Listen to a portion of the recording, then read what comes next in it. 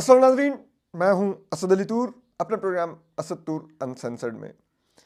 आज हम आपको ज़रा इमरान खान साहब ने जो ख़त लिखा है army chief general Asim Munir साहब को, उसके ऊपर ज़रा बात करेंगे। ज़रा बताएंगे खान साहब ख़त में बुनियादी तौर पे मांग रहे क्या हैं, और ये जो खान साहब का ख़त है क्या ये दुरुस्त है या नहीं है, ये भी आपको बताएंगे। तो इस सब पर ज़रा असद तूर अनसेंसर्ड में अनसेंसर्ड बात करते हैं।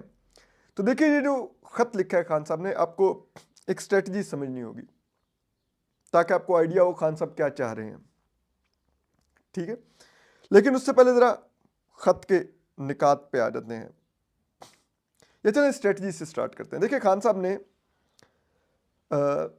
पिछले 3 साल में मुसलसल एहतजाजों की कॉल दे देकर, बयानात दे देकर इंटरनेशनल जो प्रेशर है बिल्ड किया है, उन्होंने बहुत लॉबिंग की है। पीटीआई के लोगों ने, वन मस्ट एडमिट कि उन्होंने बहुत ही एक्स्ट्रा ऑर्डनरी वहाँ पे लॉबिंग की है, जिसका इम्पैक्ट वाज़े तौर पे पाकिस्तान में देखा गया है। कि आज यूरोपीय यूनियन भी बात कर रहा है, हालांकि इमरान खान साहब अपने दौर में बहुत ज़्यादा उन्होंने मगरिब के साथ ताल्लुकात बिगाड़े और बहुत ही उनकी परेशान कुन फॉरेन पॉलिसी थी, ठीक है, जिसे मैं तो कम से कम कोई अक्लमंद पॉलिसी नहीं कहूँगा। लेकिन उसके बावजूद आज ओवरसीज़ पाकिस्तानियों ने इतना प्रेशर बिल्ड किया है कि इतनी लॉबिंग की है कि यूरोपीय यूनियन आज बात कर रहा है कि इनके आप सियासी और आइनी हकूक़ की इनको खान साहब को दें, इनकी पार्टी को दें, वरना हम जीएसपी प्लस पे नज़रसानी करेंगे। अमेरिका से ट्वीट्स पर ट्वीट्स आ रहे हैं, ठीक है, जो नई ट्रंप इंतज़ामिया है उसके की लोगों के और की सेनेटर्स के ट्वीट्स आ रहे हैं, ठीक है। बरतानिया में उनके जो वज़ीर ख़ारजा से लेके तो उनके हाउस ऑफ कॉमन्स में हियरिंग्स हो रही हैं, तो बड़ा एक प्रेशर है वो खान साहब ने बिल्ड किया, ठीक है। और निज़ाम में स्टेबिलिटी नहीं आने दी, जिस वजह से ना तो मगरिब छोड़ें, इवन के जो मुस्लिम ममालिक हैं सऊदी अरब, कतर और यूएई, उन तक ने इन्वेस्टमेंट नहीं की, बावजूद इसके कि 3 साल शहबाज शरीफ साहब ने नाक की लकीरें निकालनी, ठीक है। तो अब इस तमाम माहौल के अंदर, ठीक है, खान साहब ने एक प्रेशर बिल्ड किया, दूसरी तरफ सड़कों पर एहतजाज की कॉल देते रहे, ठीक है, और तीसरी तरफ इस प्रेशर को एक तरफ उन्होंने बढ़ा के दूसरी तरफ उन्होंने बातचीत की भी ऑफर करते रहे, और बातचीत आहिस्ता आहिस्ता चैनल खुलते भी गए।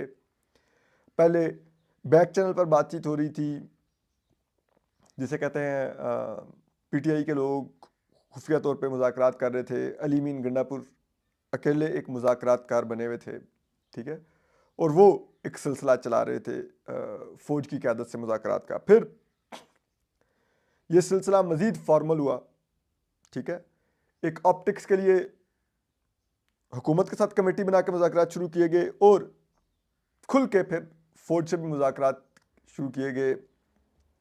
पेशावर में जो मुलाकात हुई बैरिस्टर गौहर की आर्मी चीफ से, उसके बाद इमरान खान साहब का उसका ऑन रिकॉर्ड मानना और सब कुछ, ठीक है। अब ये सब कुछ खान साहब ने एक स्ट्रेटजी के तहत किया, ठीक है, और उसी बिल्डअप में उन्होंने फिर कुछ कंसेशन भी दिए कॉन्फिडेंस बिल्डिंग मेयर्स के तौर पे, कि उनको भी जवाबी कुछ कंसेशंस मिले। वो कंसेशंस क्या थे? उन्होंने 26वीं आईनी तरमीम के ड्राफ्ट के अंदर मुज़ाकरात का हिस्सा बने, और जहाँ पे 26वीं आईनी तरमीम को पब्लिकली तो अपोज किया, लेकिन कौमी असम्बली में जाकर उसके अगेंस्ट वोट नहीं किया। दूसरी चीज़ जो उन्होंने की, वो जब army chief general Asim Munir साहब का जो ओहदा था, उसकी मियाद 3 साल की जगह 5 साल कर दी गई, और उनकी रिटायरमेंट की तारीख नवंबर 2027 तक एक्सटेंड होगी। तो उस बिल को भी इमरान खान साहब ने और पीटीआई ने, हालांकि कौमी असम्बली में मौजूद थे, अपोज नहीं किया, ठीक है, उसके अगेंस्ट वोट नहीं किया, उसको रोकने की कोशिश नहीं की, और पब्लिकली भी उसको क्रिटिसाइज नहीं किया, खुल के कहा कि जी फौज का इंटरनल मामला है, ठीक है। फिर तीसरा, आप पीका ला देखिए, वहां पर भी पीटीआई ने एहतजाज किया, सब कुछ किया, लेकिन वो बिल भी पास होने दिया, ठीक है, सेनेट की कमेटी से पास हो गया वगैरह। तो ऐसे लगता है कि टैक्टिकल मूव है कि आप साथ साथ पब्लिक में एक अपोजिशन का तासुर दें, लेकिन इन हाउस इस्टेब्लिशमेंट जो जो कवानीन चाह रही है वो पास भी होते रहें और उसमें आप कोई रुकावट ना बने। अदलिया में जजेस लाने हों, सब कुछ करना हो, अदलिया को तबाह करना हो, पीटीआई ने एक खामोश रास्ता दिया इस्टेब्लिशमेंट को और उसके बदले में फिर जवाबी भी हुए। बुशरा बीबी को कुछ अर्सा के लिए बाहर जाने दिया गया जेल से, ठीक है, वो बाहर नहीं, उन्होंने भी मुज़ाकरात किए। अभी कल रात देखिए आज़म स्वाति निकल गए और इस तरह से बाज पीटीआई के। तो ये एक जिसे कहते हैं ना वो आहिस्ता आहिस्ता ढील उस तरफ से भी थोड़ी बहुत दी गई। तो अब इस सब में अब फिर वो मरला आया कि जहाँ पे इमरान खान साहब ने खुद बरह रास्त फौज की क़यादत को यानी कि army chief general Asim Munir को मुखातिब किया है। ठीक, तो वहाँ पर अब वो जो लिखते हैं वो कहते हैं कि फ़ौज भी मेरी है और मुल्क भी मेरा है। इमरान खान साहब कहते हैं कि हमारी फ़ौज पाकिस्तान के लिए कुर्बानियाँ दे रही है। दहशतगर्दी के खिलाफ जंग में कामयाबी के लिए ज़रूरी है कि कौम फ़ौज के पीछे खड़ी हो, लेकिन अफसोसनाक अमर यह है कि इस्टेब्लिशमेंट की पॉलिसियों की वजह से फ़ौज और अवाम में खलीज दिन ब दिन बढ़ती जा रही है। इसकी कुछ बुनियादी वजूहात हैं जिनको मद्देनज़र रखते हुए इस्टेब्लिशमेंट को अपनी पॉलिसियों पर नज़रसानी करने की ज़रूरत है ताकि अवाम और फ़ौज के दरमियान बढ़ते हुए फासले और फ़ौज की बदनामी को कम किया जा सके।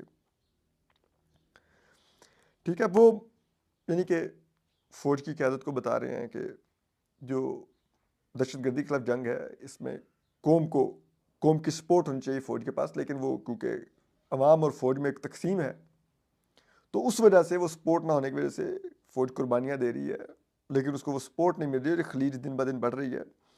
और वो कहते हैं कि इसकी वजह फ़ौज की मौजूदा पॉलिसियाँ हैं और उस पॉलिसियों में जो इस खलीज जो अवाम और फ़ौज के दौरान पैदा हो रही है और फ़ौज की बदनामी को कम कर सके, उन्होंने फिर वजूहात बताई।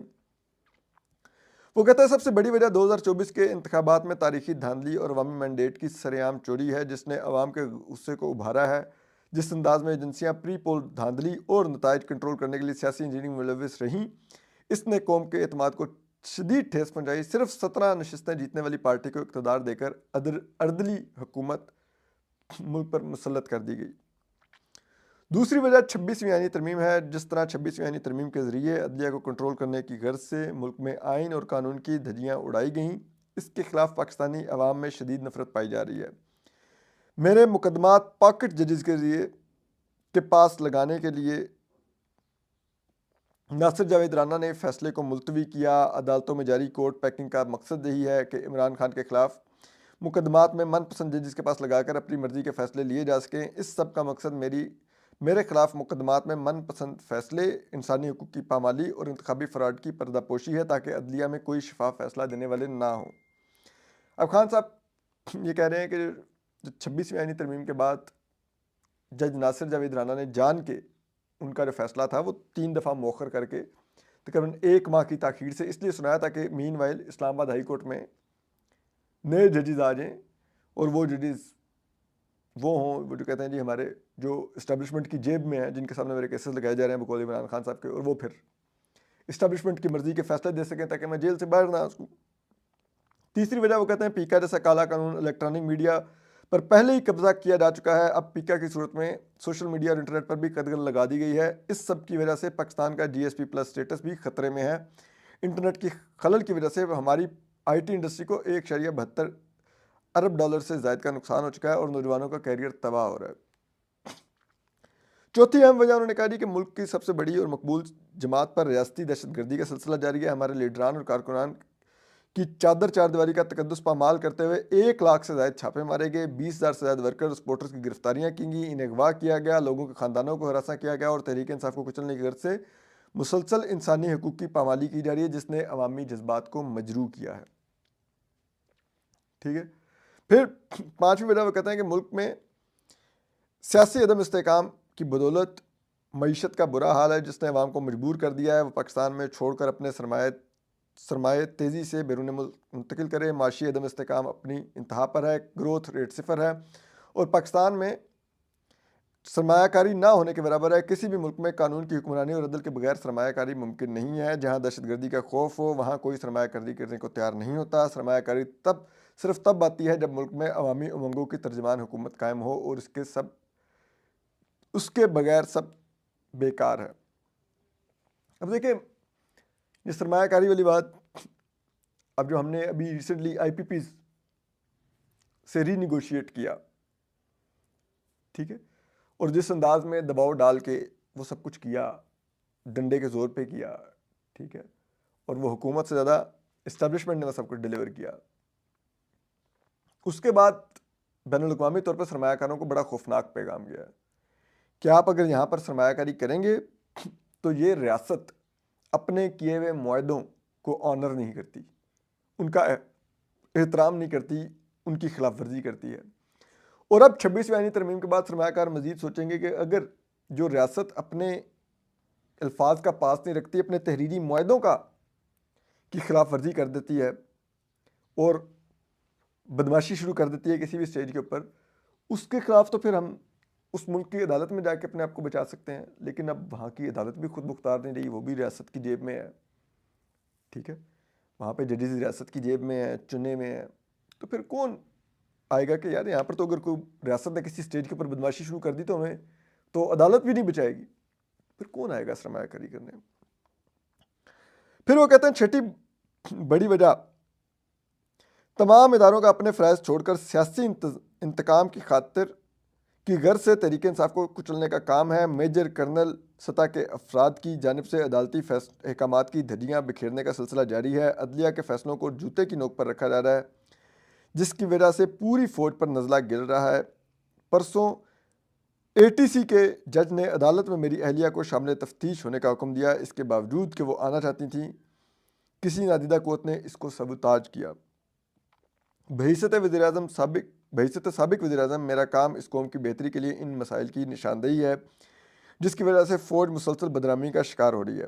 मेरी पॉलिसियाँ पहले दिन से एक ही हैं, यानी फ़ौज भी मेरी है और मुल्क भी मेरा है। मुल्क के इस्तेहकाम और सलामती के लिए नागुज़ीर है कि फ़ौज और अवाम के दरमियान की खलीज कम हो, और इस बढ़ते खलीज को कम करने की सिर्फ एक ही सूरत है, और वो है फ़ौज का अपनी आइनी हदूद में वापस जाना, सियासत से ख़ुद को अलहदा करना और अपनी मुअय्यन करदा जिम्मेदारियाँ पूरी करना।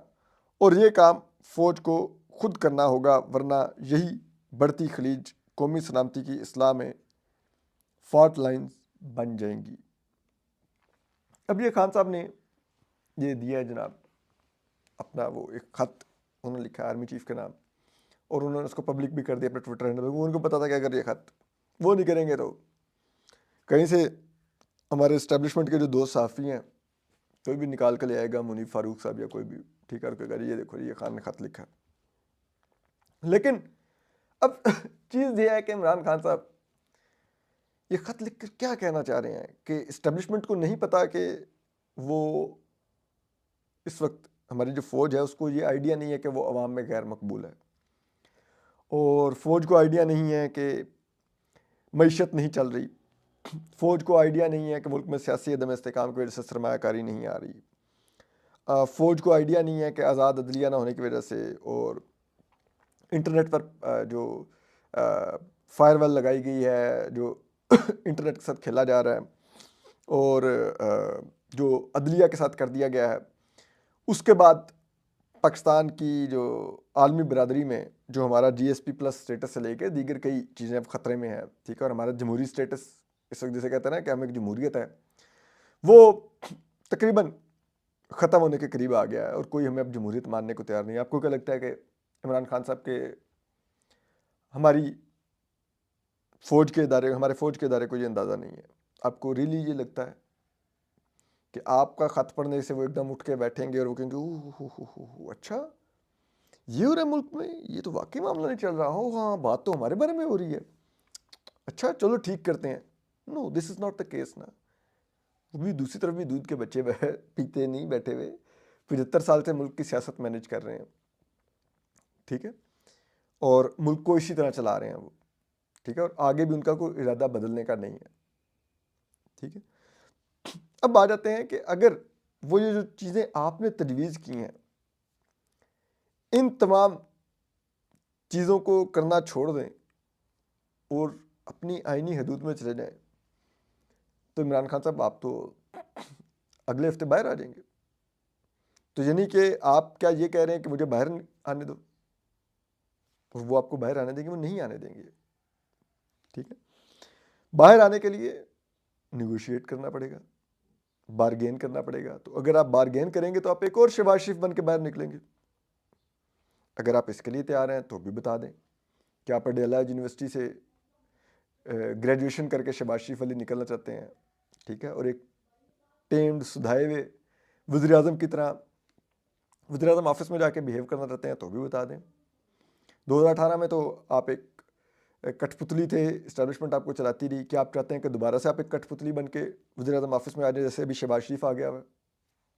अगर तो ये आपकी तमन्ना है तो भी ठीक है, आप करें निगोशिएट। ठीक है, लेकिन फिर ये तासुर देना बंद करें कि आप सिविलियन सुप्रीमेसी में बिलीव करते हैं, आप आइन पर अमल दरामद चाहते हैं। ठीक है, और आप मुल्क में अवाम दोस्त पॉलिसियाँ लाना चाहते हैं। ये फिर तासुर देना बंद करें। अगर आपने ये, मैं समझ सकता हूँ, जाहिर बात है इस वक्त सब कंट्रोल इस्टेब्लिशमेंट के हाथ में है, तो बात तो उन्हीं से करनी पड़ेगी। लेकिन क्या बात करनी पड़ेगी, ये बात है ना। आप बात कर रहे क्या है? जो बैक चैनल पर बात हो रही है वो क्या है? ठीक है, हालांकि सब बताते हैं कि बैरिस्टर गौहर ने पेशावर मुलाकात में आपकी रिहाई से लेके सियासी अमूर पर बात की। बैरिस्टर गौहर बाहर आके कहते हैं कि जी मैं तो सिक्योरिटी पॉलिसी पर बात की। ठीक है, तो आप तो खुल के अपनी पार्टी को, अपने फॉलोअर्स को भी एतमाद में लेने को तैयार नहीं है कि आप कर रहे क्या हैं बैक चैनल पर बातचीत। आपकी रिहाई के अलावा और क्या कुछ है टेबल पर? क्योंकि मैं फिर कहूंगा कि अगर इमरान खान साहब और पीटीआई का विजन यही है कि इमरान खान साहब को रिहाई मिले और इमरान खान साहब दोबारा वज़ीर आज़म मिले बने, तो ये बहुत ही उनका छोटा हदफ है। ये तो उनको आज नहीं तो कल जितनी उनके पास पॉपुलैरिटी एस्टेब्लिशमेंट दे ही देगी उनको। ठीक है, वो एक पपट शहबाज शरीफ निकालेंगे तो दूसरा पपेट इमरान खान ले आएंगे। उनके पास तो ये खेल 75 साल से वो खेल रहे हैं। तो उन्होंने म्यूजिकल चेयर बनाई हुई है, इख्तियार देते नहीं है, एक कठपुतली ला के बैठा देते हैं। जिस दिन वो अपना इख्तियार मारने की कोशिश करता है उसको ठुड्डा मार के निकाल देते हैं। ठीक है, तो क्या आप ये रूल्स ऑफ गेम्स भी बदलने की बात कर रहे हैं? क्या आप महारंग बलोच को, उसके पीछे खड़ी हुई सैकड़ों बलोच माओं के बच्चे लुटा सकते हैं? क्या आप ये जो आपको एक बुखार चढ़ा रहता था कि दहशतगर्दों से बातचीत करनी है टीटीपी वगैरह से, ये बुखार आपका उतर गया है? क्या आप मंजूर पश्तीन और दीगर लोगों की आवाज़ सुनेंगे और जो वो मांग रहे हैं वो देंगे? क्या आप ये कर सकते हैं? फिर बात कीजिए। अगर आपको लगता है कि सिर्फ आपके इस तरह के खतूत लिखने और बैक चैनल से बातचीत करने से आपके प्राइम मिनिस्टर का चोर दरवाज़ा खुल जाएगा, प्राइम मिनिस्टर ऑफिस का, तो माजरत के साथ वो मुल्क को कुछ नहीं देगा। इस मुल्क के 25 करोड़ के करीब अब आवाम है, उसमें से तकरीबन 24 करोड़ ने बड़ा कुछ बर्दाश्त किया। वो भूखे मर गए हैं, कुछ नहीं है उनके पास। ना कोई साहिब इख्तियार उनकी सुनता है, ना उनकी थाने में सुनी जाती है, कचहरियों में वो जलील होते हैं, हस्पतालों में उनको सहूलियात नहीं मिलती, बच्चों को उनके म्यारी तालीम नहीं मिलती, और वो भी अब वो तालीम अफोर्ड नहीं कर सकते, इलाज अफोर्ड नहीं कर सकते, इतनी महंगाई हो गई है। ये बड़े शादियाने बजाए जा रहे हैं। डॉन ने कल बहुत अच्छा एक्सप्लेन किया कि जो भी कहा जा रहा है ना, महंगाई की शरह 3% से नीचे आ गई है, तो इसका ये मतलब नहीं कि चीज़ों की कीमतें घटने लग गई हैं। चीज़ें जो महंगी हो रही थी जिस स्पीड से, वो स्पीड स्लो हुई है। वो चीज़ें की कीमतें बढ़ने की जो रफ्तार थी वो आहिस्ता हुई है। ये नहीं कि चीज़ें की कीमतें बढ़ रही नहीं है। ठीक है, तो इस सब में अवाम को क्या मिला है आज तक? जर्नैलों ने आसिम सलीम बाजवा ने करोड़ों अरबों के कारोबार खड़े कर लिए, पिज़्ज़ा चेनें तो पता नहीं क्या क्या। जनरल बाजवा 12 अरब बना के निकल गया, ठीक है। आसिफ गफूर साहब लुई विटाना की बेल्टें पहनते हैं और जाके प्रॉपर्टी के जगहों पर बैठते हैं, ठीक है। बाकी सारे भी यही हैं। इधर ये वो क्या जनरल जो गनी है, इधर जाके चक शहजाद में उनका फार्म हाउस देखिए, आपकी आंखें फट जाएंगी। हम जैसा कोई गरीब का बच्चा वैसा फार्म हाउस छोड़े, वैसा एक मरले का घर बनाना अफोर्ड नहीं कर सकता। इस रियासत के पास ये भी कॉन्फ्रेंस हुई थी सार्क की, तो इन्होंने करोड़ों अरबों रुपया एक शाहराह दस्तूर को सजाने पर लगा दिया। 2400 फ्लैट है नेलोर के पास, सीडीए के पास उसके लिए पैसे नहीं है, क्योंकि वो 2400 फ्लैट कम आमदन वाले गरीब लोगों के लिए सब्सिडी पर उन्होंने उनको बेचने थे, लेकिन उसके लिए पैसे नहीं है। यहाँ पर या ब्लू एरिया जब एक्सटेंड होता हुआ F10 तक जा रहा है, F9 पार्क के सामने आप देखिए कैसे कैसे हाई राइज बिल्डिंग बन रही हैं, अरबों रुपए की मालियत के प्लॉट्स ऑक्शन हो रहे हैं, उससे सीडीए के बाबू अयाशी कर रहे हैं, लेकिन गरीबों के लिए स्कीम शुरू करने के पैसे नहीं है। आम आदमी के लिए कुछ नहीं है इस मुल्क में। यहाँ पर मलिक रियाज जैसा आदमी अब कहता है कि मेरे साथ बड़ी ज्यादती हो रही है, जिसने पूरे मुल्क की ज़मीनों पर कब्जे किए, कुछ छोड़ा नहीं, गरीब के पल्ले उनकी ज़मीनें तक लूट लीं। एक ऐसे मुल्क में आप वज़ीर-ए-आज़म बनना चाहते हैं, और वो भी इन्हीं सब रूल्स ऑफ गेम के तहत, तो क्या हासिल किया हमने? ठीक है, बनना है, बनने वज़ीर-ए-आज़म।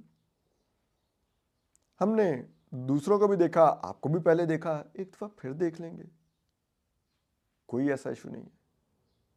अपना ख्याल रखिए। अल्लाह हाफिज़।